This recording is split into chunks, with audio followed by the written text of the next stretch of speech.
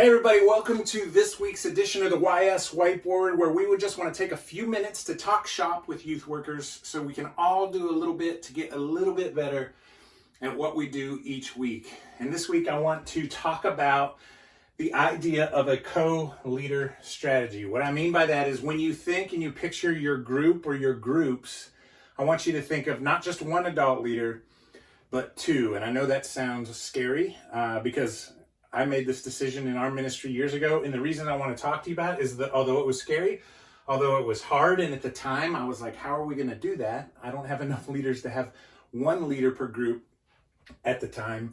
It literally is one of the best decisions we made in ministry, and one of the things that made us super effective at a relational ministry. And whether you have a small ministry or a large ministry, it's important that you get help. In fact, if you have more than 7 or 8 kids or more than one gender, you need to recruit help. You are not supposed to do this alone. So I want you to think about a co-leader strategy. And we did it because we were having problems with attendance, where if a leader wasn't there, we had to mix groups, and we were trying to have these groups that had integrity, these groups that had energy, these groups where kids could really share.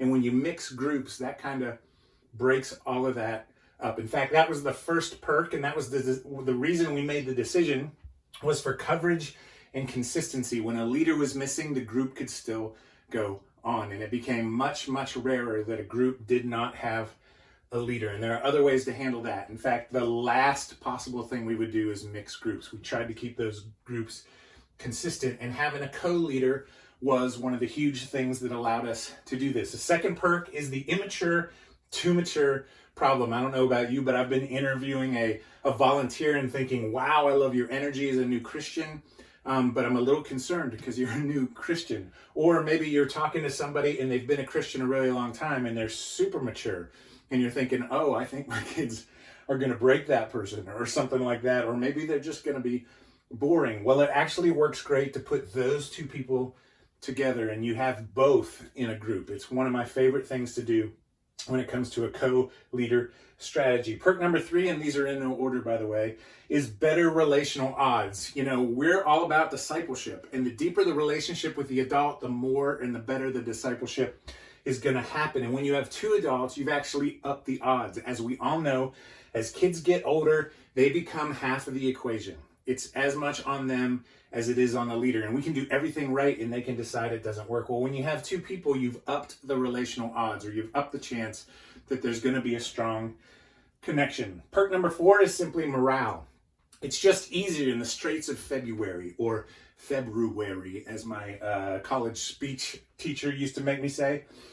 You know, when you're tired at February, it feels like the longest month of the year. To have someone to lean on, it just helps. And speaking of that, the big surprise for me is when we went to a co-leader strategy, it helped me when it came to recruiting volunteers. People were super nervous about having a group of high school kids or middle school kids, but when they found out they had a co-leader, their shoulders dropped. In fact, one of the best things you can do is ask them to find a co-leader to do it with them. And that's one of the fastest ways you can double the amount of leaders you have. The 6th perk is really group splits. If you do this right, your groups are going to grow. And sometimes they grow too much and we have to split the groups because it's too big. You can send these established relationships in both directions. Keep the groups close, the rooms together. Maybe they go to the same cabins at camp, something like that. But it does make group splits easier. They're never easy. It's just important to do if you grow too much. And then really the last perk, and it's so important, is really safety, security, and liability. You never know what a kid's going to say. If you have 2 adults who've seen it, that helps. And when it comes to adults in the room, liability is a huge thing in ministry. We can do background checks all we want, but liability still is a big deal. Having more eyes in the room is so important. So do your background checks, work on a co-leader strategy, and all of these things will kind of take care of themselves. And it is worth it. And better ministry happens. So I hope that helps. I know it seems scary. Think about it, talk about it. Would love to talk to you about it. Comment and we'll talk about how to do it even further. But that's it for this week's YS Whiteboard. I hope you guys are having a safe time. We love you and we're praying for you. We'll see you next week.